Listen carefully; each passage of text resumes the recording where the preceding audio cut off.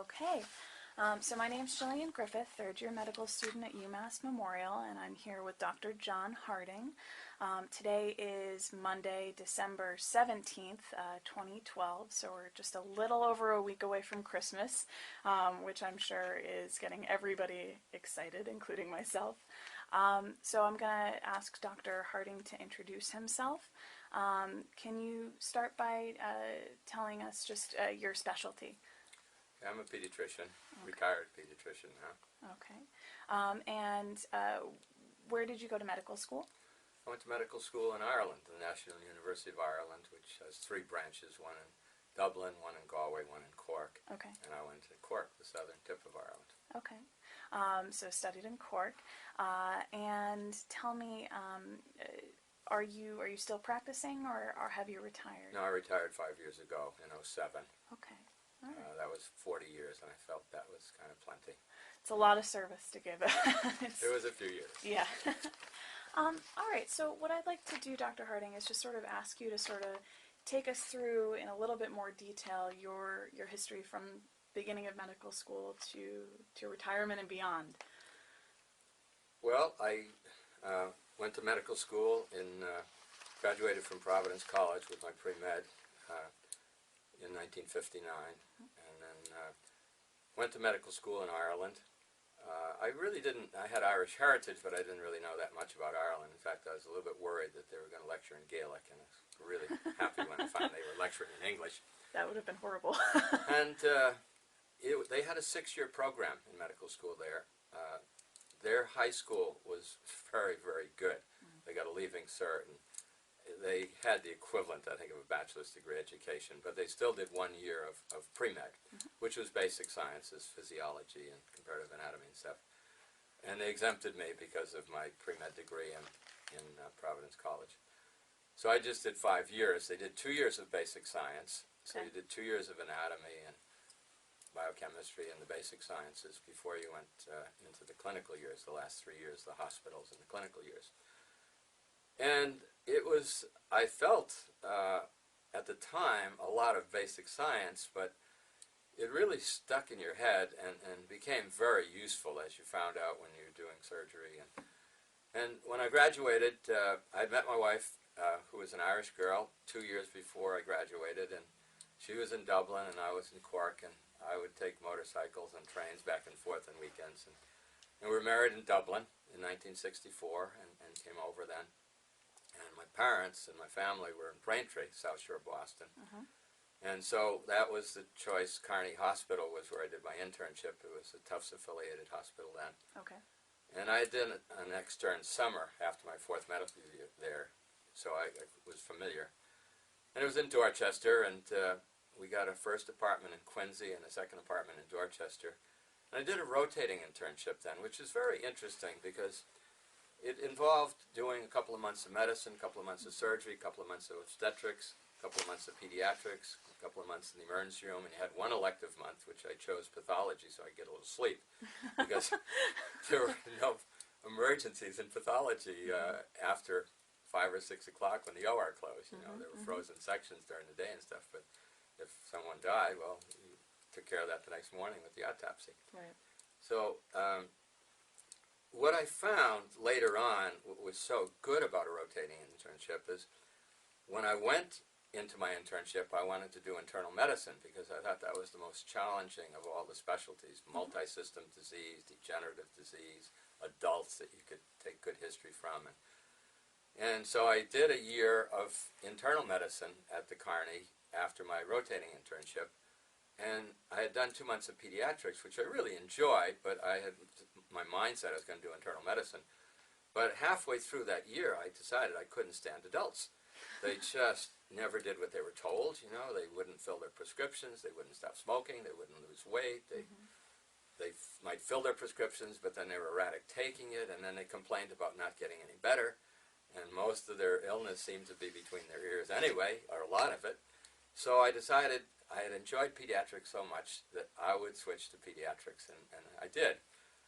And I went into Children's Hospital and Mass General and the floating hospital to see about, and I was getting like $60 a week pay as a first-year resident in medicine, and they were going to drop me back to $50 a week as a first-year resident in pediatrics at one of the sought-after Boston hospitals. So I explored a little further and found that St. Vincent Hospital in Worcester was going to pay $70 a week, and they had an apartment next to the hospital. So we had this one old car, and my wife could have the car, and I could walk back and forth from our apartment to the hospital. And I also got a shock finding out that the apartments in Boston were going to cost like $120 a month, and it was only $90 a month for the St. Vincent campus apartment building, which is right there. So it was a financial gain, and I came down, I met Dr. Peter Karpowicz, who was the chief, and he was also in practice, so it was kind of a little different than academic Kearney Hospital with the Tufts academicians, and here was the chief of pediatrics who was also in practice, and he was just very personable, and so I said, sign me up. And I came to Worcester and did a 2-year residency in pediatrics at St. Vincent Hospital in Worcester. So this was about 1963, 64? 66 to 68. 66 to 68. I graduated in 1964. Oh, that's right, because it was a longer program in Ireland. Did 2 years at Kearney and then 2 years at St. Vincent. So in 1968, I was finished my residency and went into practice. And I had met a pediatrician at the Kearney Hospital who I liked very much. He was in practice in Braintree, which is where I grew up.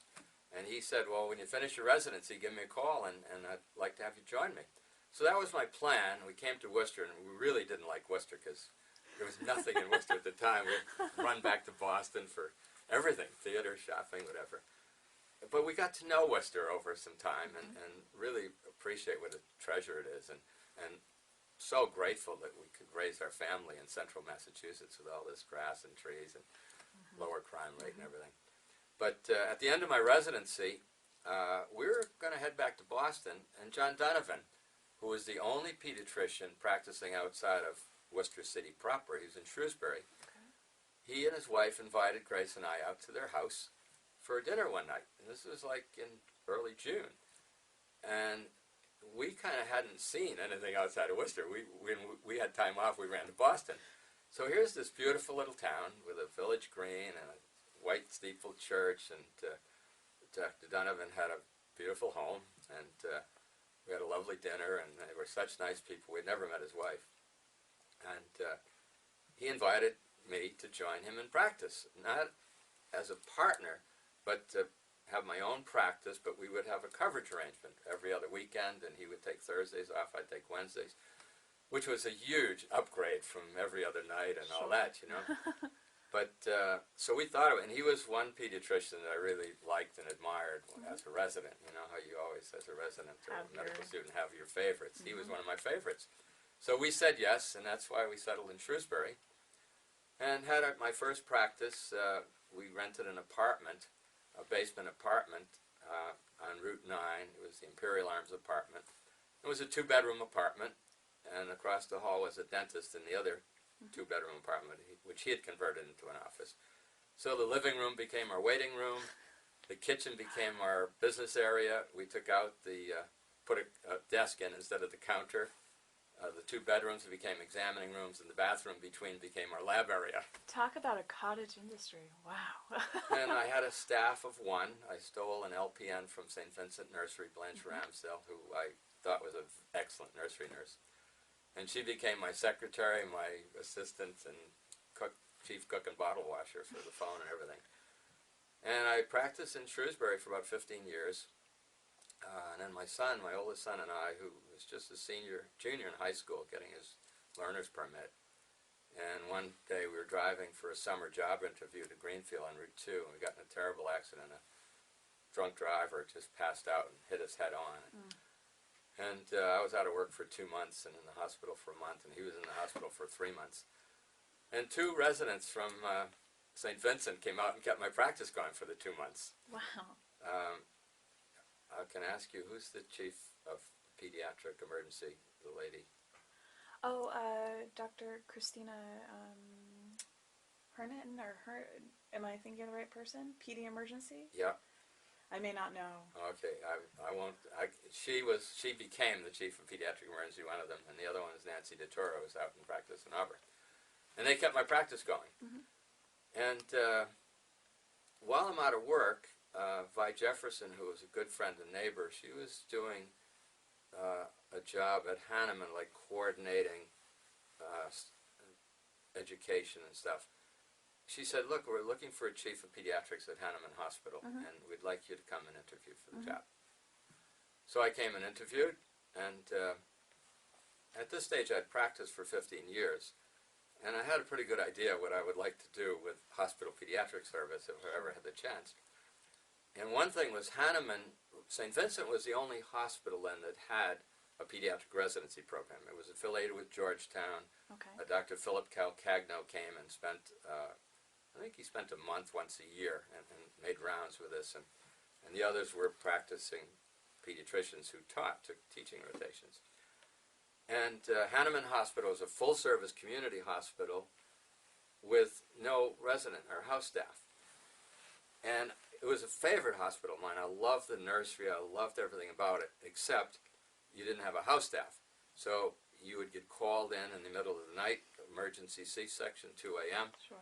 And we lived in Shrewsbury, and I knew that it would take me 10 minutes to get to the delivery room with the pants over the pajamas and driving in at about 80, 90 miles an hour. Right. When I was first going in, I was first in practice, one night this state police car, I'm going about 90, and he's right behind me, and I didn't slow down, and I pulled into the parking lot in front of the hospital and gave him a wave and went in. And he knew I was then going into the hospital. And then after that, he'd be looking for me, and he would go in front of me, and he would have his lights, and he would escort me in. But it wasn't ideal, you know, because the obstetrician would call you, like, get in as quick as you can. He was having trouble, emergency delivery. And when I arrived, you know, the anesthesiologist was doing his best, or the obstetrician trying to do his best. But, you know, you didn't have a lot of time. So, I mean, I'd see this blue baby, this white baby, I'd guess at their weight, and without even washing up, I'd stick a catheter in an umbilical vein and give them what I thought might be an average dose of bicarb, you know, just to try to save them. And it wasn't ideal. So when I interviewed for the job, I knew some deficiencies. And I also knew that if you had an asthmatic child in the hospital and their IV blew, you'd go in to restart, or you'd a croup that you were worried about getting worse, and maybe epiglottitis.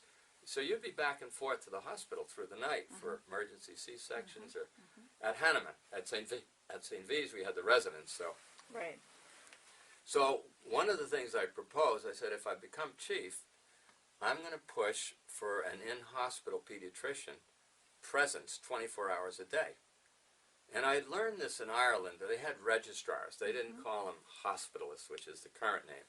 They were called registrars and housemen and housewomen. And they were present. And they had finished their medical school and finished their training. They were studying for, like in Europe, fellowship degrees. Okay. You know? But they were very good physicians. They were just not out in practice and not academicians. They were studying but doing the job. So I said, I want a full-time presence in this hospital so that they can back up the obstetricians, they can back up the emergency room. They're fully trained. They can do everything. And if there's an inpatient that's sick, you know, they can do diagnostics and the LPs. They can, you know, monitor asthmatics. And so I said, I'm going to really push for that if you allow me to become chief here. And they did allow me to do that. And we had our first hospitalist, Jerry Wertzman. We call him Hahnemann Pediatric Associates. Okay. They were salaried by the hospital. And believe it or not, I think it was the first hospitalist in the state, and maybe the second hospitalist in the country. And this was about 1983, I think. Yeah, about 1983. Okay. And now, of course, it's Widespread. standard, widespread. Yeah. And it worked out very well. It grew to 4. Paulette Cody, who was just finished her pediatric residency at UMass, joined him. David Bertocchi, who's now, I think, out in Millbury. And Bob Firm, who came out of Boston. He had really good, I think, children's hospital resume, and just didn't want to go into practice and didn't quite know what he wanted to do, so he was just doing this while he made up his mind. But they did the job, and we had a great pediatric service. You can imagine the quality of these people, you know, better than medical students and residents because they had finished their training. And it was probably the only time in my life I thought I knew everything, is when I finished my pediatric residency. And then the first day in practice, these mothers were asking me all these questions that I'd never heard before and had never been given an answer to, because we knew a lot about in-hospital care. Mm-hmm.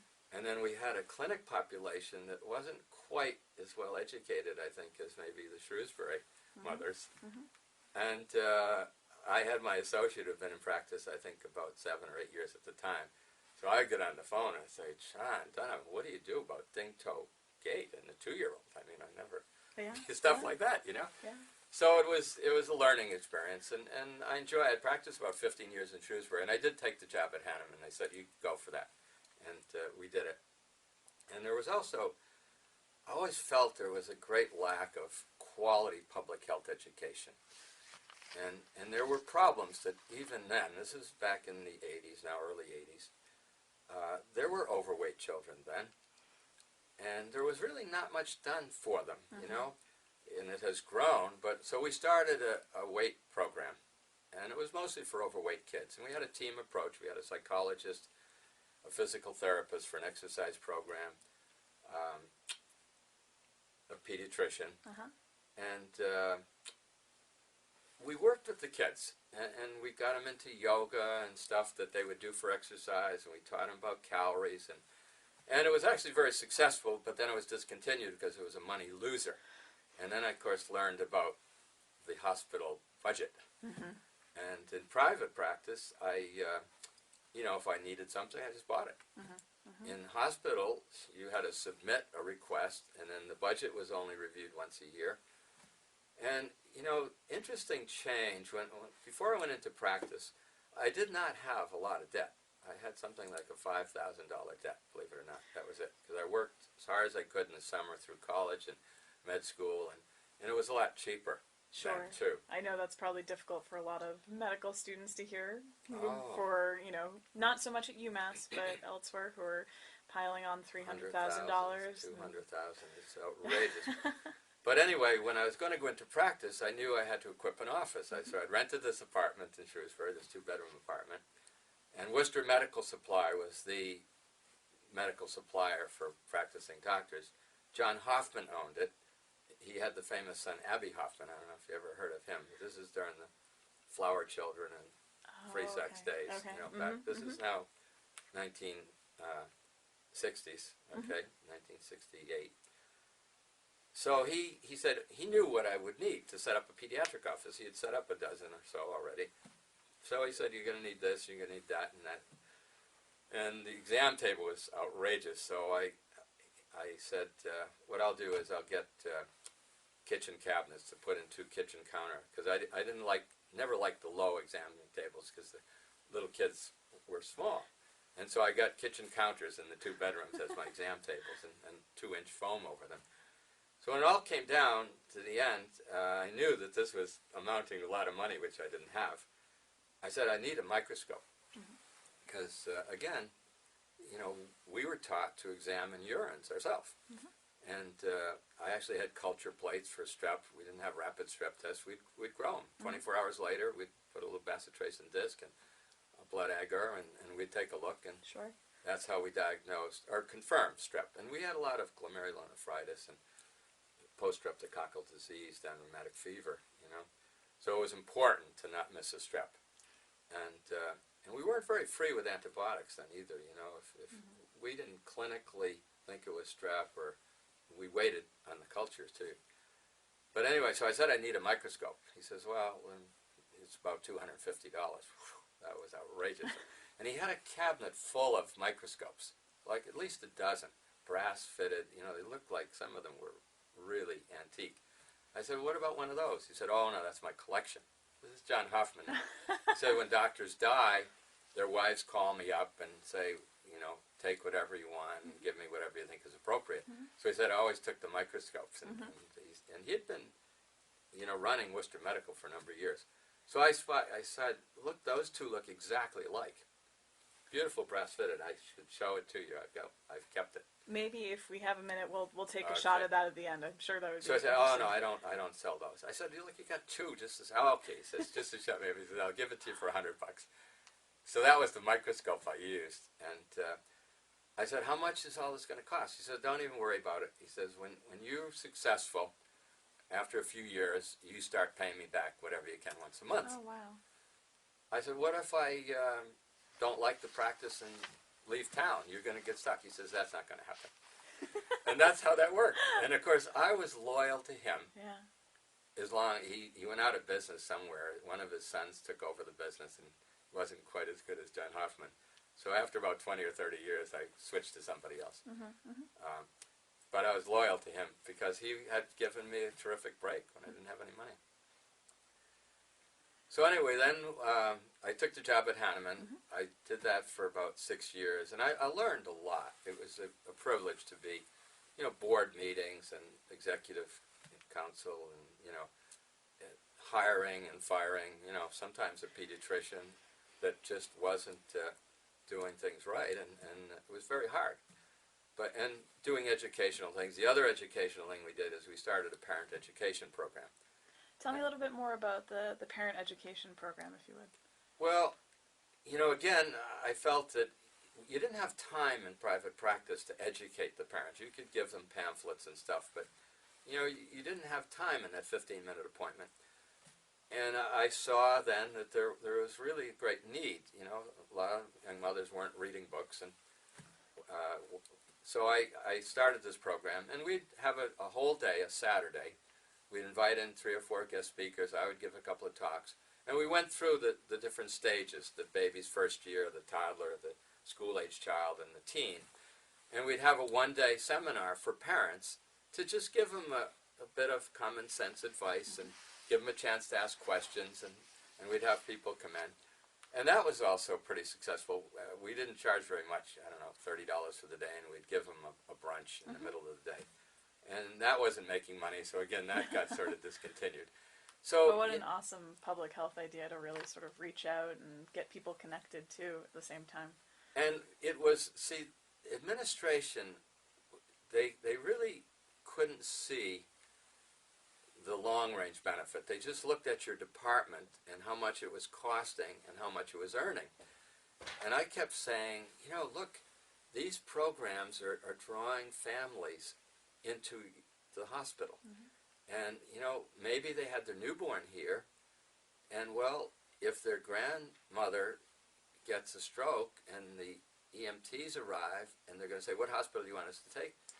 They couldn't quite make that connection between or a parent education program or a weight program, or the newborn was connected to other services that the hospital could provide, and that it would attract the family and establish loyalty to the hospital. They just basically looked at all of these things as you either make money or you lose money. If you lose money, we're going to discontinue the program. Sure. That still goes on. Sure, absolutely.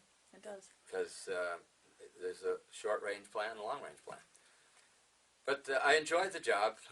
Then the mergers began to take place in Worcester, and I should have mentioned that around 1970, UMass arrived. And I had practiced before there was a UMass, so there weren't any pediatric subspecialists in Worcester.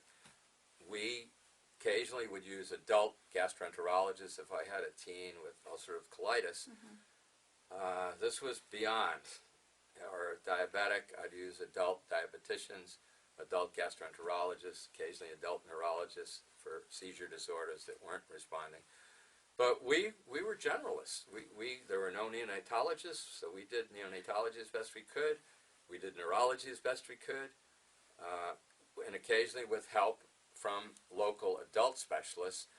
If it was a very kind of unusual or kind of rare or serious, we would send them down to Boston Children's Hospital or Mass General or the Tufts Floating Hospital. And even in central Massachusetts, now Boston, you have to understand, thinks that the state ends around Framingham. 495, it just cuts off. It's There's true. There's a cliff there. Tim Murray, the lieutenant governor, has made them somewhat aware that there's a central Massachusetts. And in western Massachusetts, they only, if there's like a hurricane or a tornado, then they say, oh, wow, that's Massachusetts. But anyway, we were on first-name basis with a lot of these specialists in Boston. Hardy Hendren in particular was wonderful. He's a pediatric surgeon, and he would revise, duplicated ureters and ureteral stenosis and stuff, and tumors, bladder cancers and Wilms tumors and stuff. And he'd call you up from the operating room when he had finished his surgery to let you know how things had gone. And we'd go to Boston for teaching. This was before UMass. We had some at St. Vincent, but, for our continuing medical education, Sure. mostly down to Boston. But when UMass arrived, it was really great because then, and at the beginning, they didn't have a faculty. They didn't have a hospital. They had a medical school. And they recruited local people. So I was on the faculty of pediatrics just until they hired full-time faculty. And later on, and I taught family practice residents. I hope the pediatric residents will forgive me, but I liked the family practice residents better because they wanted to learn everything, even the nuts and bolts and the nitty-gritty about diet and ordinary stuff. The pediatric residents seem to all want the excitement of the ICU, the emergency room, the serious, life-threatening, and office ambulatory care pediatrics is like, you spend your whole day talking about when to start carrots and squash and trying to calm them down about Absolutely. immunizations. Yeah. It's more about the whole life view especially when you're out in the primary care world and dealing with that. I never found it boring. I mean, there was so much I didn't know. I felt that after a while, raising 4 children of our own and experience that, I could give good advice. And it was appreciated and helpful. And not just the advice, but, to keep kids out of the hospital or to anticipate. I always just found it very intriguing. And one of the things about doing the rotating internship I meant to mention, doing adult medicine and surgery and dealing with adults in the emergency room and adult mothers and their delivery and obstetrics, you could see, even though you're practicing pediatrics, you could see end stage stuff, kidney failure, heart attacks. So I think it's not a bad idea maybe to even think again about, instead of doing a straight pediatric internship, doing some adult mixed in. Because, you might see a little 1-year-old with a toe-in gait. And if you remember the adult having their total knee replacement or their hip replacement, and, well, what's the connection? Maybe if you straightened their gait out as a toddler, They'll be able to avoid those sure, complications. because, the designer of us is very bright. And his design, say just orthopedically, was to have everything go up perfectly through the center of your ankle, the center of your knee, the center of your hip. Why? Well, equal wear. What good is your knee if half of it is worn out? Well, if you're toeing in, logically the inner aspect of your knee is going to get more wear. Yeah. The inner aspect of your hip is going to get more wear. And as a high school athlete, you're going to roll your ankle out more if you're toed in. Now, people will say, well, look, the best sprinters are always toed in a little bit. Yeah, right, because they're about to fall on their face, so that gives them forward momentum. Right. And that's good when they're competing and winning a gold medal, but talk to them when they're 50 or 60 or 70, how they enjoyed their total knee replacement and their hip replacement. Right. So, I think practicing or taking that rotating internship stuck in my head, and I did a year of medicine too, so I saw heart attacks. Well, so I kind of had this in mind, and when I was in practice, I started doing cholesterol screenings on all 4-year-olds, which was counterculture and unacceptable to the health insurance industry because they thought I was just doing this to make money. I said, no. I have no way of knowing from looking at a kid what their cholesterol level is. You ask the family history, and until the husband has a heart attack in his 40s or 50s, they say, no, we don't have, no strokes, no heart attacks, no, everything's fine. They don't come up with that. Well, what really convinced me that this was the right way to go is one couple, they're a younger couple, they arrived actually in a Porsche, and they were asking me how to fix a proper seat for their newborn baby in this Porsche. He was a very successful corporate businessman, and they were kind of what we called yuppie couple at the time. Very bright, very good, very loving to their little son. Well, anyway, he, in his late 30s, one day the mother came in tears and said, my husband had a massive heart attack and died yesterday. And she says, and they said at autopsy that he had a high cholesterol. And so she wanted a screening done on her child. And her child was, at the time, I think, not quite 4, so he hadn't had his first routine cholesterol screen. So I did it. His cholesterol was 400. A little 3.5-year-old. Perfectly healthy, happy little boy. And now it's kind of pretty routine. But, you know, an attitude towards preventative medicine, I think it's encouraged by a physician, even if they're in pediatrics, kind of seeing the end issues of life. I agree with you. I think that medicine, too, is going more towards prevention now. Hopefully. We'll see. But hopefully we're heading in that direction. But I think it is important. Yeah, I think that you learn that. Well, anyway, I took an associate when I took the job as Hahnemann, Joy Nobis, wonderful Indian woman, very calm, very bright, because my idea was she could help out in the practice. And I moved my practice from Shrewsbury to an office next to Hahnemann Hospital on Lincoln Street, so I could kind of go back and forth and do administrative work. But I just didn't want to give up my practice. I loved my practice too much. So she helped out, and we became associates, and she's still practicing. But we practiced together for like a good 30 years.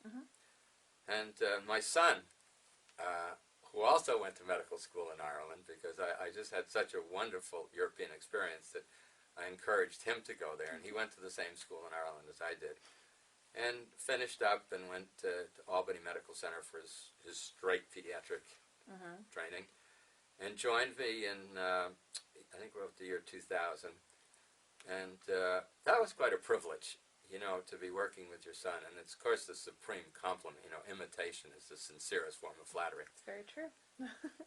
And he is still in practice. About 10, 11 years ago, Hahnemann closed because the mergers all took place.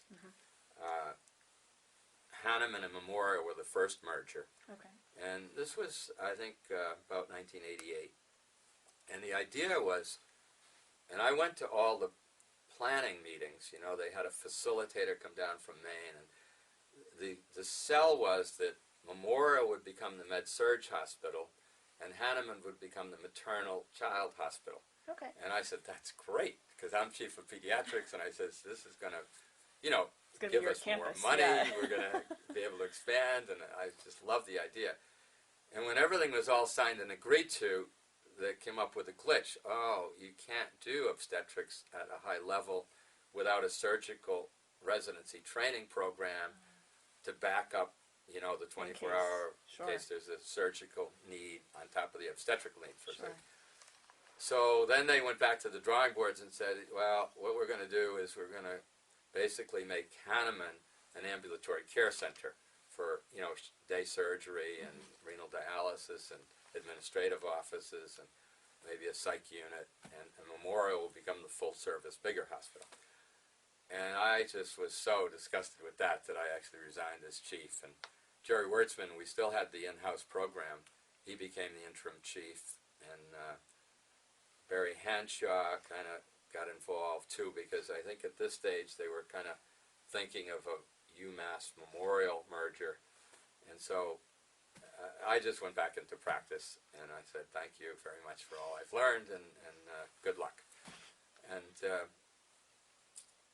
And I did. I just continued to practice, and then my son joined me in 2000, and we actually built our own building on the corner of Oak Ave and Catherine Street, because parking was always a problem, and this was now free parking right next to our building.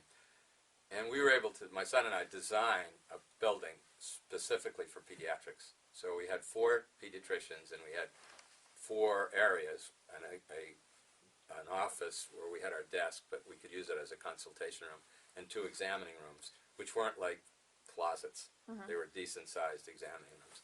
And so each of us had 3 rooms, and a waiting room, and just everything we knew. I had practiced at this stage for over 20 years, and then my son had new ideas, and we designed the building and got Madigan Construction, who I knew, to build the building. And it was kind of neat because it was just down the street from Memorial, which was now the busiest nursery because St. Vincent had closed, Hanneman had closed, and this was the busiest nursery in the NICU. So we could actually walk back and forth from our office to Memorial. And it was in a good location, too. So, and that's where my son, and now there's a group of 5 practicing there. And it's still a primary care pediatric practice. And it was great when I retired to be able to turn the practice over to my son instead of giving my families a list of doctors, say good luck, you know. Everything stayed the same except I wasn't there. So how have you enjoyed retirement? Well, at times I've actually thought of going back to work so I could get a little rest. You know, we go to Florida for, you know, maybe 6 weeks or so in the winter and in the fall. And I see a lot of my fellow seniors who have adopted in their retirement a me attitude. Golf, happy hour, eat out every night, swim, read. I mean, wonderful retirement life. I mean, I'm assuming they're clogging up rapidly. But it's all me. And, you know, I like a little bit of me, but I think I also feel that it'd be an awful waste to not use what I've learned about life. And now we've 7 grandchildren. I want to make things better for them. Their health care, their safety, less garbage on television for them, better movies, better music, better education. What can I do to make life better? And basically what I've done mostly in my retirement, I mean, apart from grandchildren care, I'm sort of obsessed with respect for life. How can you not be? You know, you spend 40 years fighting to save babies' lives, and, you know, I've held 1 and 2 pound preemies in my hand and fought for their lives and sometimes succeeded. And I saw them grow up and come in as parents with their baby. And so, you know, that 1 or 2 pounder is a person that grows up into a larger person. It's all just development. So when Roe v. Wade came along in 1973 or 72, it just sort of rubbed me completely wrong. Like, what? Make it legal to kill innocent unborn babies in the mother's womb? I mean, Mother Teresa probably had the greatest statement about that. And this was after one of the violent school shootings back when Mother Teresa was alive.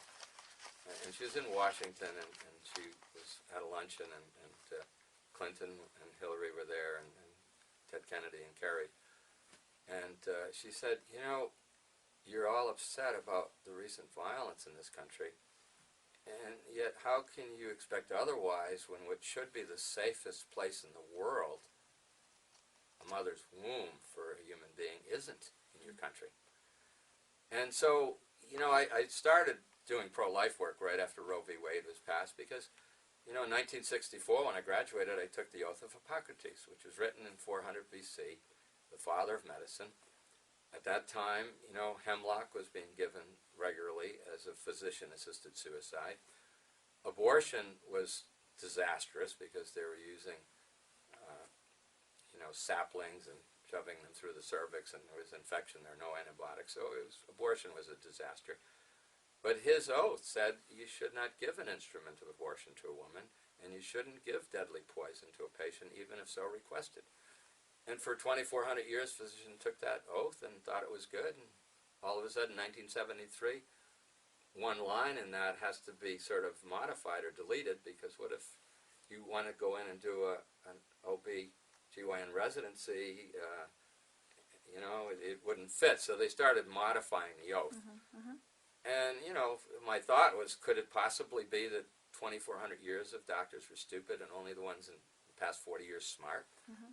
And that the oath isn't worth taking? No, I totally disagree with that. I think the oath was very good. And I took it in 1964, read it carefully, took it, meant it. And I think we should think about getting back to that. And I think the Roe v. Wade is the second biggest mistake that the Supreme Court has ever made. The Dred Scott was the first one in the 1860s that, you know, black slaves were not persons. They didn't have personhood, so they weren't entitled. And of course it was revised. And I think to say that the unborn is not a person, yet we're doing fetal surgery and all kinds of invasive, and of course they're persons. A mother, when she finds out she's pregnant, doesn't say, I'm expecting anything but a baby. She says, I'm pregnant, I'm going to have a baby, we're going to have a baby. It's a baby. And it's just a developmental stage. From the moment of conception till our last breath, it's all a developmental stage of a person, a human person. So that's probably one of my goals in my retirement, is to try to educate a generation of children in this country about the truth of personhood for the unborn. And to get back to our founding fathers. They had it right. I think it's an incredibly lofty goal, and I think that, it's a subject that our society continues to struggle with and really has struggled with for, as you've said, many decades now. Well, we've talked about the 1.2 million abortions a year in this country for nearly 40 years now. It'll be 40 years this January. And worldwide, 60 million abortions a year. And that's just surgical abortions. Those are the ones reported. The birth control pill, there's an average of 1 or 2 breakthrough ovulations in the course of a year with the birth control pill. It prevents nididation, so if there's a breakthrough ovulation and a fertilization, it won't implant, because that's the second way the birth control pill acts. So that's a silent abortion. And the new statistics are that probably the average married woman on birth control pill has an average 1 abortion a year, silently. So now it isn't just 1.2 million a year in this country. It's probably 10 or 11 million abortions a year in this country, surgical and silent. And of course the IUD, it's an abortion every time. So now you're talking about, say, 10 million abortions for 40 years. And my idea, I'm trying to, through the church, and I've written a book, I've got the first draft of a book written now, and going to schools and confirmation class to talk, to try to develop a different attitude, particularly in our teens now, that sex isn't just recreational activity. They've trivialized it. It's like a video game. It's just recreational activity. If the boy's got a condom on and the girl's on birth control pills, it's very mature, responsible, nothing wrong with it. What do adults know anyway? They lived 100 years ago. It's different now. No. I've seen so much grief from the teen sexual activity, not just the STDs, which later leads to the infertility epidemic in this country, but abortions. I had a 14-year-old come in with abdominal pain to my office with her mom. And, she really had abdominal tenderness. Could have been peritonitis, could have been an appendix, could have been a lot of things. I said, we really got to get you over to the hospital and do some tests and find out. She tells the emergency room doctor she had an abortion 3 days ago. The mother didn't know. She wouldn't tell me in front of the mother. That doesn't sound like it makes any sense to me. And of course, this is what can happen now. They can go to, Planned Parenthood with a nurse or somebody, social worker from Planned Parenthood, without parental consent or advice, have an abortion. And I think the kids have got to have an attitude about purity and, is the way to go, and abstinence and wait. Because I just haven't seen this good come out of this. And I think that the feminist movement, and not that, I think women are superior to men. So I'm not kind of making a chauvinist statement here, but so when I'm talking to girls like teens, I'll kind of say, girls, I want to ask you a couple of questions now. Boys, you can go to sleep. First question, and just raise your hand if the answer is yes. Do you think you're equal to the boys? 100%, instantly. Do you think you're liberated? 100% to go. And I say, oh, that's too bad, because when I was your age, girls were superior to boys. They were more in control, and they were on a pedestal and admired. And what you've done is you've stepped down to the level of boys to achieve equality. Why would you trade a position of superiority for one of equality? And they don't get, they kind of scratch in their head when I say that, because this is like novel, new. they've kind of felt that they have raised up to the level. And yeah, if you're doing the same job, of course women should be paid the same. And you shouldn't be not promoted because of your sex. And that equality, voting, sure, that's easy equality. But sexual equality, no. Women are superior. Young women, they're more in control. They have this gift of they can become pregnant. That's not a negative. It's a gift. And they're stronger because they can deal with pregnancy, labor, delivery. Men couldn't. There'd be underpopulation if men had to deliver. I think you're probably right on that. So I mean, I really, truly believe that young women, particularly in terms of sexuality, are superior. But now they've stepped down, and they think that we're equal. We can be just as stupid as the boys. We can have all the sex we want, and we're not going to get pregnant. And yeah, right. But there are consequences. And the divorce rate now, 50%. So these have all been very heavy subjects. I want to make sure that we have some. You and I spoke before this interview, and we spoke about a few topics that you wanted to cover as well. And I just want to make sure that we have some time to hit those as well. Oh, good. So let's, if you don't mind, let's chat a little bit about immunizations. Big part of being a pediatrician. How has sort of the immunization world changed over the last 40 years? The best change is that there have been available immunizations to prevent these disastrous diseases. As a medical student, I saw young people in iron lungs from polio. There was no polio vaccine. In the 50s, Sabin came up with the oral vaccine. It worked. It was safe, and it worked. Then with our litigious society and a few live vaccine-induced cases of paralytic polio, with an enormous cost, we switched over to the killed sock vaccine, which works just as well, probably no better. Safer, because you can't get a vaccine-related polio illness from a killed vaccine. Right. Maybe you can get MS 30 or 40 years down the road, but they haven't quite got to that yet. But it's good. I never saw a case of polio in my 40 years of practice, because I started practice in '68, and the vaccine was out in the 50s. When I first started practice, this is now 1968, we had DPT, we had oral polio. So, first of all, let me just go back for DPT for those of us who are... Diphtheria, Okay. pertussis is for whooping cough, Yep. and tetanus. Perfect. We had smallpox. I was doing smallpox vaccination in 1968. It was just being discussed that there hadn't been a case of smallpox anywhere in the world for 10 years or 15, and maybe we shouldn't be doing this. So during my early practice, it was stopped, and then there was some vaccine banked in Washington in case there was a breakthrough, because they didn't know whether it would come back worldwide. And of course, they weren't thinking of terrorist attacks and some helicopter spraying smallpox over the city of Boston. But Terrifying thought. terrifying thought, but the terrorists are terrifying. And so it was very easy to do immunizations then, and they worked. And then came measles vaccine, and they were all separate. First it was measles, then there was rubella, and then there was mumps, and those were 3 different vaccines.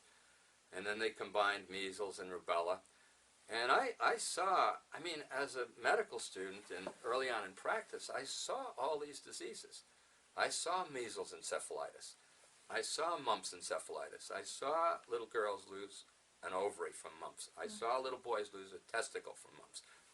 I saw there was a class at Uppsala School. I was a school doctor when I was first in practice. I picked the 3 poorest schools in Worcester: Lincoln Street School, Uppsala, and Providence Junior High, because they were in a poor neighborhood, and I knew they weren't going to get good pediatric care. This might be their only shot at a pediatrician. And they all had good school nurses who just used to funnel these troubled kids to me the one day a week I'd stop by the school. But Uppsala Street School was like 1 through 6. And they had a class, there was Lady Miss Moran, for deaf children. And a lot of them were rubella related. Wow. And I had a little patient that was in this class. She started in very early. I took care of her as a baby in the St. Vincent Clinic as a resident, and then the mother brought her out to my practice in Shrewsbury. So she was about 4, and she was in this class, and I was go to the school once a week, and I'd go into the class to see how it was going, just to learn about what this teacher was doing to teach deaf children to communicate. And Ms. Moran Moran was in her 70s, and her idea was to teach lip reading. She didn't buy sign language at all. She said, they got to live in a world, nobody knows sign language. They all talk with their mouth and their vocal cords and their lips, and I'm going to teach this group to lip read. Okay? So I said, go for it. Good for you. So I'd stop, and this little girl would run up to me because the mother didn't have, the husband wasn't involved, the father was out, so she adopted me, I think, as a father. She'd run up, and I'd give her a big hug, and she was in this class.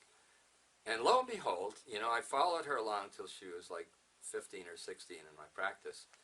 And lo and behold, if she was looking at you, she could tell what you're saying. So it worked. One day I'm driving to Boston, and I stop at McDonald's for like a healthy meal on the way to Boston. And who is at the cash register but this little girl? Oh, really? Now, this is a wonderful thing about private practice. This little girl grew up, got married, brought her 3 little girls to me in my practice, now lives in Connecticut with her 3 girls. She just became a grandmother. She sends me a Christmas card every year. And I write her a little note back. Now, this is over a span, but, Miss Moran was right, teaching lip reading. Yeah. She's married, has 3 children, grandmother. Very well adjusted. Yeah. Wow. So these are beautiful stories. Yeah. I mean, that just you are they're part of you in the course of practicing.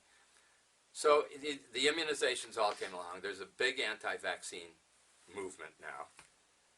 Because they believe a Hollywood actress more than they believe, like, and I think chief of infectious disease at a children's hospital in Boston. And I think that people are so far from it. Not many people know anybody who had polio as a child anymore. And well, even the young pediatricians haven't seen a lot of these diseases. Yeah. The Hib vaccine, I saw tons of bacterial meningitis when I was first in practice and when I was a resident. And we didn't have the antibiotics then that we have now. We would give triple therapy. Penicillin, IV or IM. Sulfa had to be given by Clysis under the skin. And we were giving chloramphenicol IV, which was causing sometimes aplastic anemia. And they would get over the meningitis, and then they would die 3 or 4 years later from aplastic anemia.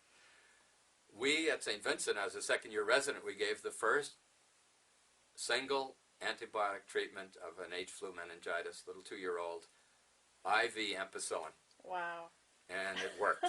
And it was so wonderful for us because, to be giving it used to kill me to give Clysis. It hurt to inject sulfa under the skin. So the antibiotics came along, and of course, it kept a lot of kids out of the hospital. We were able to treat pneumonia in the office and a lot of strep. And strep, actually, it may be cycling, but it really is so much better under control now than it was then. Because we were seeing cases of rheumatic fever, nephrotic syndrome, glomerulonephritis from post-streptococcal. And I think, but of course the downside now is with the emergency rooms giving antibiotics if the fever is over 102. We've created MRSA and a whole lot of resistant bacteria. And that's sort of now a problem, a big problem. Yeah. And hospital-related infections is a huge problem. People have excellent surgery. The pediatric surgery is so good. In my practice, I had a boy that had a liver transplant successfully. His father stopped by the office after I retired to give a note to my son to give to me. That boy had his first child. 14 years old, had his liver transplant. Now he's 30-something and married and has his first child. And I had a heart transplant, a junior at St. John's that I'd taken care of from, tetralogy of Fallot, and he had heart transplant when he was about 16, 17 maybe.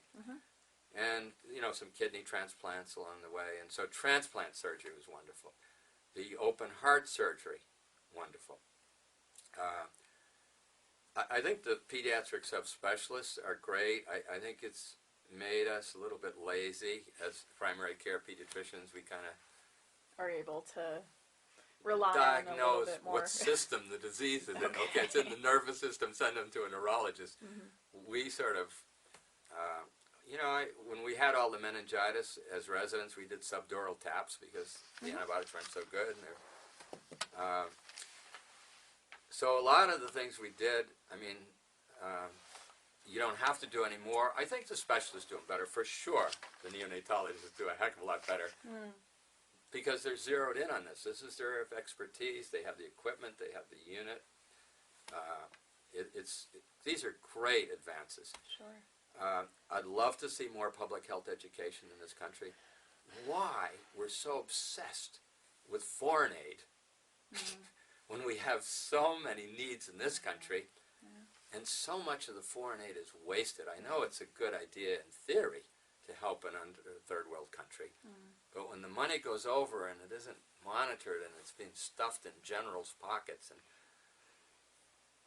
and no mention of that in, of course, political campaigning debates.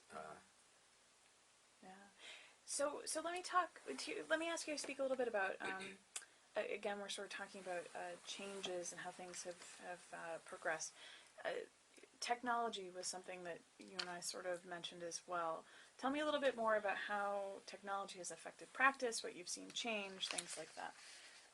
Well, I think it's certainly very beneficial in terms of diagnosis. I think we should not be so lazy as to let technology make our diagnosis. You still have to take history, good history, and you still have to do a good physical examination, and you should make your diagnosis after those two, and then confirm it with technology. Don't sort of skip through the history and the exam and the work of a differential diagnosis and settling on one and committing to it. You know, it's lazy to let a CT or an MRI or a blood test make your diagnosis. And they're fraught with, you know, false positives and false negatives, all of these things. So I think that's important to still work very hard as a physician at making your diagnosis and then confirming it. The downside of them, and they're good, you know, they're costly. We have a problem with cost control in American medicine. They're relied on for defensive medicine, and we've got to do something about our litigious society, which probably means tort reform, capping the suits. In the last several years of your practice as a physician, when you read about somebody being awarded $3.5 million in a malpractice suit, you kind of say, you know, if I get sued and lost and the award was $3.5 million, where would I get that? You know, I mean, no pediatrician has that kind of money. You know, you try to set aside some money for retirement because you're not working for General Electric. They're not going to give you a retirement income. You have your own income set aside.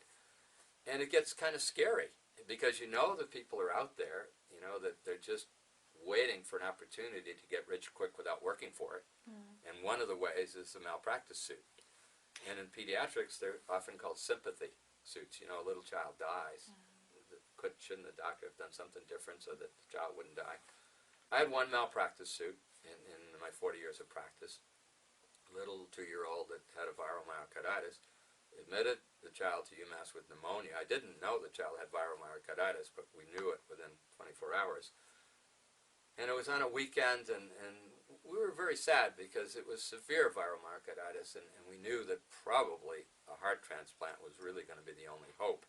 And you don't do heart transplants on 2 years old, so it was going to be a long, miserable road to get them to whatever, 12, 13, 14, so they could accept an adult heart. And we were kind of sad, you know. And then the little child died, had a cardiac arrest and died. And in a way, we kind of said, that's a blessing. You know, this little child, and 2-year-olds are the worst patients in the world. You know, you can't reason with them. And No, it's true. they have to have a lot of painful.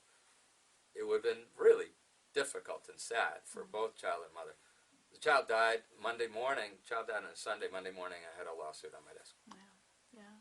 And So- it makes you think a little bit about practicing defensive medicine, which I said, no. You know, if I'm going to do defensive medicine, I'm out of here. Yeah. I won't do it. Yeah. But every day, I kind of had a little thought that I'm sort of putting my head on the chopping block, and if I get unlucky and get sued and lose, there goes our Everything retirement. you've worked for. Yeah. Yeah, you don't work for money, but it's nice now. I have enough money to stay in my home and be generous with grandchildren and do something for hopefully another generation of children Yeah. Yeah. free. Mhm. I'm using the money that I put aside to allow me to do this. I don't have to bag groceries down at Stop and Shop to be able to do pro-life work. Now, did you find when you started out in practice, did you find that you had sort of the same concerns about malpractice and lawsuits, or do you feel like that's changed over time? It has really changed. I think when you're younger, you Yeah. kind of think you're mortal anyway, and you're invulnerable. So that was part of it. But I don't think our society was as litigious Okay. 40 years ago. And, I think that was important. I mean, even the malpractice suit that I had, there was a medical tribunal involved, and they said it's a frivolous case. Mhm. No Worcester law firm would take the case. Mhm. But they went to Boston, and a law firm posted a $5,000 bond, and the case went forward. Mhm. So got to put some teeth into the medical tribunal. Mhm.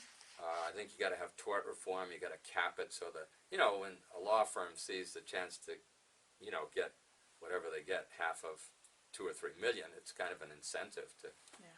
So I think they got to do something about that, and not that you should protect a bad doctor. I mean, if some surgeon is an alcoholic drunk and kills somebody, take his license away, put him in jail, or a pediatrician that isn't keeping up and is really on cruise control, take their license away, get them out of there. But, the vast majority of doctors are trying their very best to do what's best for their patients. And we're not perfect, and it's not an exact science, and so there's always the chance that you miss something or make a mistake. And if you're trying, and you do try to bat 1,000, but you can't do an MRI on every headache. You got to use your noodle, and I was fortunate, I think, that I always just said, this is what I think it is. This is what I think we should do. But if things aren't going well, you call me back. You nag me and hound me and make me think again and bring them back and let me re-examine them. And they did. And a lot of times, you didn't make the right diagnosis the first encounter, but a couple of days later or a week later you did. Mhm. Because your parents had faith, I guess, and they trusted. The internet now is a huge negative, I think, in one sense, in practicing, because even the last several years of practice, the mother or father would come in with their child with their diagnosis, and you'd have to spend the first 5 minutes saying, look, you're not even warm. It's not even in the right, but they went on the internet, they did a little research. Yeah. It's nice to, what I like about that is that it shows me that people are engaged in their care and engaged in their children's care, but it can be difficult because it's very misleading, and the internet says, cancer is caused by everything and everything else. So. See, that's the negative. Now, I see my son using electronic medical records, and when I was at home on call, I had to use my memory to try and conjure up a picture of this child and this mother and remember her personality. Does she exaggerate or does she underplay? But now he brings up the office record with a picture of the patient, and it's really better than memory now when it works. Yeah. Of course, 40 years, my paper records never crashed once, and when they Fair. crash now, they're out of business. And you would just write as quickly as you could record, but But now they it's can't they can't practice when their computer system's Right. down. They're out of business. They Yeah. can't. Yeah. So that's kind of always the good and the bad, I guess, of everything. But I wanted to say something about environment. We have this epidemic of autism, and we have always had attention deficit disorders, ADD, ADHD.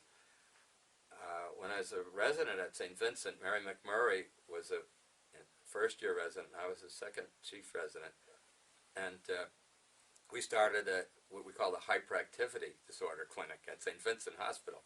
And then Mary McMurray went on to develop that clinic at UMass. I don't know if you've met her or heard of I her. haven't yet. No. And wrote a book, wrote the chapter or something on attention deficit disorder in the pediatric books. But well, why is autism increasing? Well, again, it isn't the vaccines that's causing this epidemic of autism and ADHD and ADD.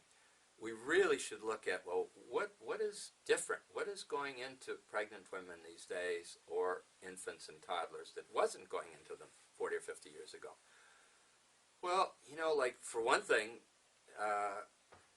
tuna fish is the most popular fish consumed by infants and toddlers and school-age children.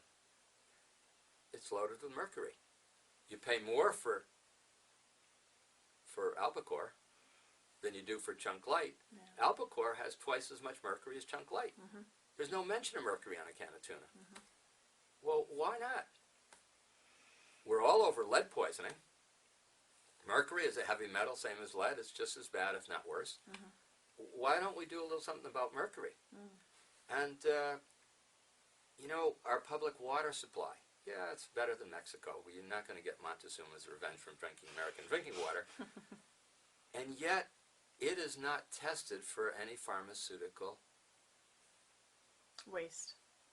Yeah. There's no test being done on our public drinking water. What happens with medication, you know? When patients discharge from the hospital, patients at home, when they change medication, what do they do with it? Everybody has to pee, and a lot of medications out in urine. So what might a pregnant woman with an unborn baby, what might, say, antipsychotic medication, antihypertensive, hormonal, thyroid, birth control pills, what might that do to a developing fetus? And we don't even know. Well, you know, why not? Why isn't America? It's easy to do. You know, just test it. And maybe public drinking water has to be filtered. We can afford filters. The problem with our environment, the increase in asthma, we have enough coal in America.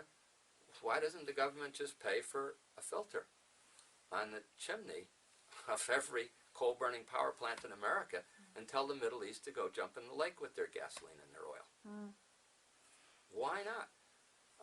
So government, I mean, every time I threaten to go into politics, my wife threatens to leave me, so that's a deterrent. But, you know, our food additives, we know dyes, artificial dyes, cause bladder cancer. You look at a box of Cheerios, it's got yellow dye. Now, what color would a Cheerio be if it didn't have yellow dye in it? I mean, would it be a different shade of gray? Does the yellow, I mean, so we got dye in everything. It causes bladder cancer. Well, why can't we just say, no dye? You know, in yogurt, if you want to have blue, use blueberries or cranberries, you know, whatever. You know, if a cracker or a cookie has a shelf life of 2 years because of BHA and BHT, well, no, you know. I know there's money involved, but still, if we're really serious about our children, and I'd have to go take a Pepsid if I got to talk about public education of our children. But we should have the best education, public education in the world. I think currently we're ranked 21st or something. You know, little countries like Austria, I mean, come on. And average families can't afford private education. Right. They can't afford Montessori and private schools. Right. And there's all talk about it. Every campaign there's talk about it, but why not? So, you know, I guess I don't know which project to take on. So I've tried to limit myself to respect life, because if you don't have life, as our founding fathers said, you know, life, liberty, and the pursuit of happiness, well, you certainly can't have liberty and pursue happiness if you're dead. So I guess I decided to start with life. I want every conceived person to have a chance at life. I think life is great. I really do. And I would love, I don't like to see them snuffed out at 12 weeks. And I wear this. This is 10-week-old fetal feet. I'm going to zero in on that. Actual size. They're called precious feet. Okay. This is the commonest age of surgical abortion, 10 weeks. And there's a whole body and fingers and eyes and ears that go with these feet.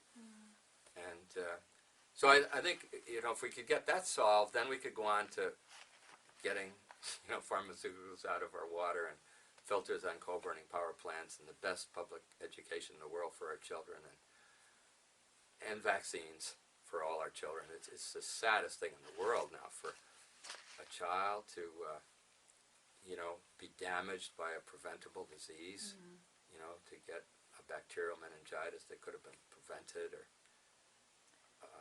and it's thoughtless and it's selfish too, because this unvaccinated boy and girl, this perfect family, a little boy and girl, they go to Disney World and down in Florida, and behind them they have somebody from India, and in front of them they have somebody from Thailand and Venezuela, and they might not be immunized, and they get exposed, and they come back to their kindergarten class or their third grade class, and they share it with everybody. And so it's very selfish, and it's ignorant and selfish. And we're a free country, and we're so obsessed with freedom to do what's right, not freedom to do whatever. Let me pause you right there. Okay. I'd like to switch gears a little bit. There's been, a significant change in legislation recently in Massachusetts. So, again, we're filming in December 2012. In November 2012, there was a ballot initiative, 2 ballot initiatives. One was proposing the legalization of physician-assisted suicide, which, for those of you who don't know, is it was proposed method to help people to end their life when there was sort of a defined period in which they were expected to pass. And that ballot initiative was turned down by the population in Massachusetts. There was also a second ballot initiative regarding the legalization of medical marijuana. And medical marijuana has been proposed as a treatment for pain conditions and certain other things. That was passed by the voter population in Massachusetts. So I'd like for Dr. Harding to talk maybe a little bit about those 2 ballot initiatives. They have been sort of a big discussion point in Massachusetts. So. Well, I'll start with physician-assisted suicide, which is a little bit of smoke and mirrors by the people that want to get it passed, calling it that, or death with dignity. Who doesn't want to die with dignity? But who needs help to die either? I mean, people die without help. And again, I'll go back to the Oath of Hippocrates, 400 BC. One line in there says that, as a physician, I will not give deadly poison to a patient, even if so requested. And 2,400 years of physicians taking that oath and thinking that that was a good attitude for us to have. And now it's physician-assisted suicide is legal in a few states, and Massachusetts, just by the skin of their teeth, really didn't make it legal. And it will come up again, and it's scarily close to being passed. And, we have pain medication now that can relieve pain. I would never say 100% of the time at the end of life, but probably 99.9. In good hands, knowledgeable good hands, pain should not be a problem in the end of life. Doctors licensed to kill, that doesn't work out so good. And we can go back to Nazi Germany. And well before Hitler, doctors were killing. And Hitler got all the bad reviews as if he did it all. But no, doctors in Germany, they thought they were the best doctors in the world. They perhaps were. It was the highest standard of care. And they were licensed to kill. I think from the patient's viewpoint, if your doctor's licensed to kill and licensed to save, it's a little bit worrisome to be under their care. What if he decides that you're incurable and you're costing? If government cost control becomes a big player, and you're going to cost a lot of money if you live another few months, and you have to be hospitalized and have some surgery or a surgical ICU or medical ICU. The doctor has the license to just end your life. And not on his own. The family may kind of say, the insurance isn't going to cover anything. It's going to cost us a lot. It's going to eat up the whole inheritance. Greed is not rare in civilization and humanity.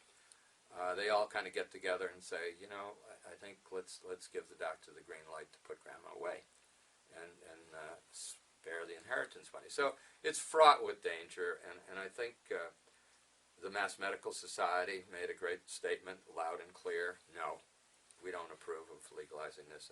And the bill, as it is written, is hopeless. There's no psychiatric evaluation. I mean, it's just poorly written. And I think it would be a bad thing. If they're going to legalize it, don't have doctors do it. Create a death group, like a physician's assistant death group. And again, I debated once a doctor who was in the Hemlock Society. They've changed their name now because that wasn't flying very high. And at the end of the debate, and I knew from his age that he had taken the oath of Hippocrates, and at the end of the debate I said, "Did you take the oath of Hippocrates, doctor, when you were licensed?" And he says, he said, "I did." And after the debate, he kind of said, "That's the one thing that bothers me about my position." He says, "I still believe we should be able to do it, but it bothers me that I'm breaking my oath." Medical marijuana, the legalizing of it, I never saw marijuana do any young person any good in my 40 years in practice. I saw some very bright kids get away with it through high school. They seemed to be still getting good grades. They were getting accepted to a good college. They seemed to be functioning very well. But it is, I truly believe, a gateway drug. If you're using it, say, as a teen, high school, why? Well, personality disorders, you're not confident, and this relaxes you or gives you confidence, and so that it seems to be some good. There's a lot of sometimes insecurity in teens, and they want to be accepted by some group, and if they are in the pot smoking group, then they have a group of friends and peers, and they're not an outcast or an outlier.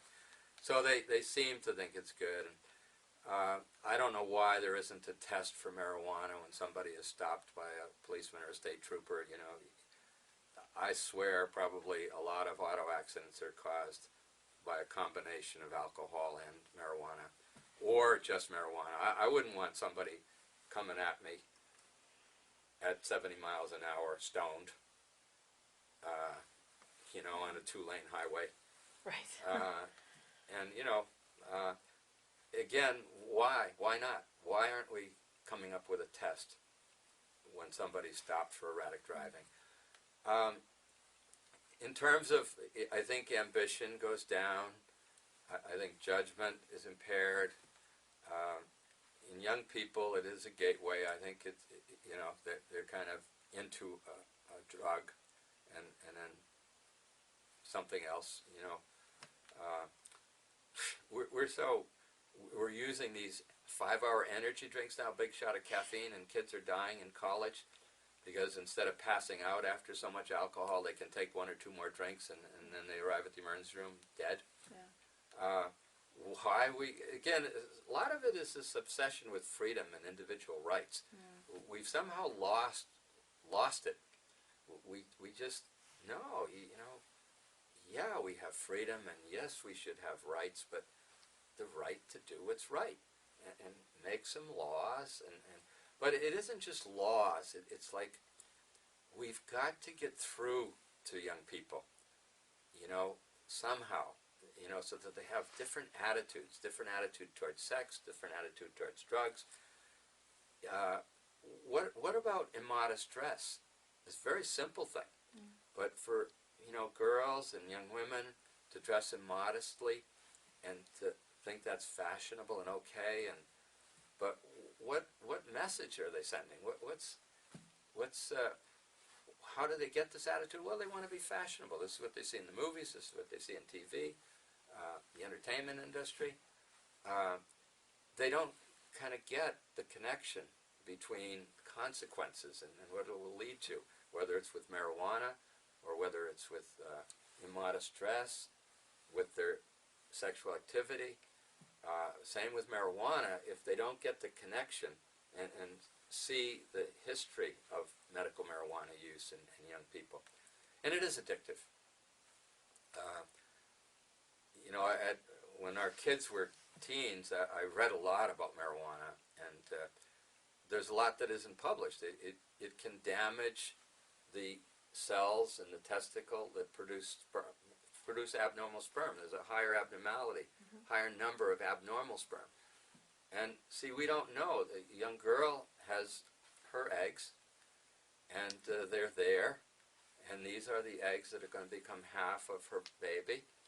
And I wouldn't be at all surprised some of them are damaged by marijuana during high school and college. And we wonder again, when you're practicing pediatrics and you see babies with abnormalities, congenital heart abnormalities, neurological abnormalities, immune system abnormalities, and we don't know why, and we kind of sometimes say, well, maybe a virus got into the fetus, at the first few months. But how do you back it up and say, could this be the product of a damaged egg or sperm from high school marijuana use? We're not as smart as, to know stuff like that. So if you don't know the answer, why not take the safe route and say, no, it would be a lot safer not to smoke marijuana as a teen or a college student, in case you might damage your egg or your sperm-producing cell in the testis. You don't drink alcohol during pregnancy, or you shouldn't, because, again, you might do damage. You might not. But I always thought of before you become pregnant, you should think of yourself as an Olympic athlete, and you should try to get yourself in the absolute best condition you've ever been in your life in every way, with healthy diet, exercise, sleep, be at peace with yourself, don't be in a constant anxiety state. And so that you, when you conceive, and when you produce the sperm, the husband and wife, you're both at your best to try to produce the best baby you can. And during that pregnancy, of course, this is the inequality now. It shifts over to the woman because the husband can have his beer and his Cheetos. Of course. But you have to behave yourself for 9 months, which is a very short time when you think about this baby and his 90 or 90-year life. And of course. You want him to be as bright as you can. I mean, I often wish I had about 30 points more on my IQ, maybe 50. Ditto. I feel like every doc does. I know. But so, this is how I look at drugs. Sure. I look at what we don't know about their bad effects. And yeah, you can have a good effect in, glaucoma or nausea and terminal cancer. But I don't think you legalize it for society, for this small group, because it's opening the door. It just puts a chink in the armor, a leak in the dike, a crack. And there are other ways to do it. So that's an argument that's put forward, like the good that this could do. But, any decision you make, weigh the pros and cons. And when the pros are here and the cons are here, what's the intelligent decision? About legalizing marijuana or legalizing physicians to give them the right to kill? Pros and cons. Easy, simple. So let me change subjects for one last time. I'd like to get to one sort of topic that we haven't really covered yet, and that's sort of, there's no physician in isolation, and, family life, it sounds like, is very important to you. You've mentioned your family a few times. Tell me a little bit about the interaction of the family with the physician. Well, I think if you're married, it starts with your support system, which is your husband or wife, and requires a tremendous amount of understanding and patience and love on their part to put up with a doctor, the spouse of a physician. There were times, you know, when my wife, in the middle of the night, we'd get up and leave our bed because the phone was ringing. She didn't sign up for calls through the night. Right. I missed a lot of birthday parties and Little League baseball games and stuff, and because, you know, it's hard. You know, you want to be at your child's birthday party, but if you have a child that you just sent into the hospital with meningitis, and, you know, you've just finished your office and you want to go in and see how they're doing, it's hard to kind of say, well, the birthday party is more important. I mean, so I think a lot of understanding is required, and love and support. And it allows you to, you know, be the best doctor you can be if you have that support. You know, you kind of, they have to somehow accept that sometimes you have to put your patient in front of your anniversary dinner or your child's birthday, and it's really hard. And you have to be very thankful if you have a spouse that somehow still can love you and not be angry. I mean, certainly they'll be angry with you for a day or two, but not for like years and months, you know. Right. So I think that's important. The only way I got around that was when I was off, I was off. I never felt, I always had someone trusted to cover my practice and my phone calls on my day off or on my vacation. I wouldn't be in Myrtle Beach calling patients. I would trust that if there was a problem, they would call my covering doctor, and it would be taken care of as good, if not better, than I could have taken care of it. So I always just did that. And so on my day off, it was funny, when our kids were little, I had Wednesdays off. And everybody would say, "Wow, what a wonderful life you have. You have only work 4 days a week." I said, "No, I work 4.5 days." "What do you mean? You're never in the office on Wednesday." "Oh," I said, "well, I have Wednesday morning off, and my wife has Wednesday afternoon off." Yeah. So we had 4 little kids, and it was the hardest day of the week for me. Yeah. These 4 little kids Yeah. that sometimes didn't respect my authority. And, but it also worked, you know, because she looked forward to that, and I looked forward to it. And I spent time with my children as a father in a kind of a relaxed state. You know, it wasn't like at the end of the day. And my wife learned early on that I really couldn't be sociable at the end of my day. When I came home, she would have a meal ready for me, and she would have the children watching TV or something. And once I'd had a half an hour where nobody asked me a question, I didn't have to say anything, I could just eat and relax, then I was ready. And then she would kind of say, "I'm going out, I may or may not be back." What? Because she would have had these 4 little kids. Sure. We had 4 children in 5 years. She would just go to a store or something, just, you know, peace and quiet. And after my half hour and a meal, I could read stories and give them a bath and get them ready for bed and stuff. And I was quite happy. But she, you know, so it takes a lot of, I guess, appreciation that, hey, you know, you've been under the gun all day. And not that I think it was harder for her. She had a harder job. Yeah. I was having fun and challenged, and it was all adult and parents. But still, you were kind of used up at the end of that day. And she knew that. She realized that. And then on vacations, it was just like total, just family. And we raised our 4 kids and paid for everything. We really didn't have anything set aside until like the last 10 years of my practice, because we had paid all the medical school. Like, we have, my second son is a doctor. Our oldest boy teaches English. He has a master's degree, teaches college English. He's a professor, actually, at community college. Our daughter has a master's in theology. She does special ed teaching. She actually directs the Dennis Yarmouth ESL, English Second Language, down in the Cape. And they're all married. And our youngest son's a musician, professional musician, guitar, Berkeley, Hart School of Music. Has his own recording studio, composes music, which is also, I've learned a lot about music. He sends music off to like a movie company, like 15-second things, 10 of them, because they might want to use it to open their movie or something. They get Wow. paid like $200 for 15 seconds of composition. So this is his music career. Yeah. And he's married to a nurse, and they don't have any children.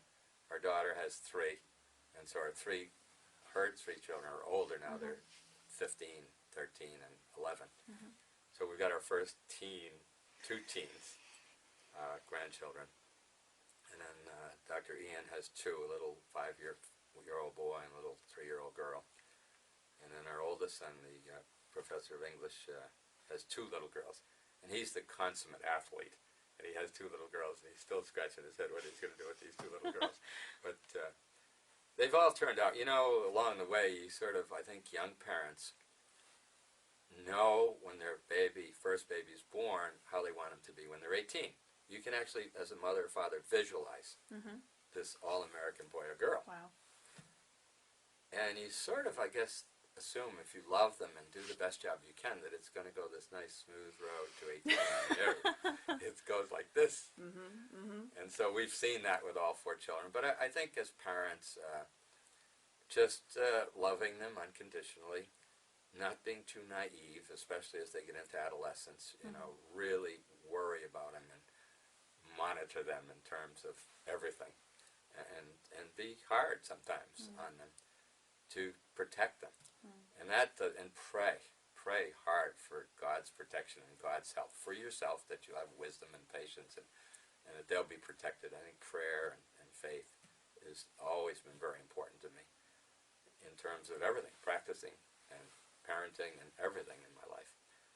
And I think there seems to be a sort of an eviction of God from America over the past 10, 20 years. Like, it's not politically correct to speak like I'm speaking. You're kind of, oh my God, who's this weird religious nut? No, it's not.